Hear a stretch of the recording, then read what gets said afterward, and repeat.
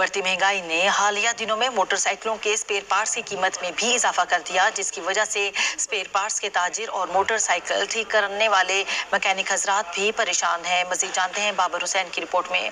महंगाई ने जहां बहुत सारे शोबों को मुतासर किया है, वहीं पर मोटरसाइकिल के स्पेयर पार्ट्स भी इंतहाई महंगे हो चुके हैं, जिसकी वजह से मोटरसाइकिल के स्पेयर पार्ट्स के ताजिर भी परेशान है और इसके साथ साथ मोटरसाइकिल मैकेनिक भी महंगाई की वजह से अपने कारोबार में गिरावट की वजह से परेशान है। जी जो है ना, स्पेयर पार्ट की कीमतें बढ़ गई हैं काफी सारी, जिसकी वजह से जो है ना वो 30% जो है ना हमारी मजदूरी में भी फर्क पड़ गया।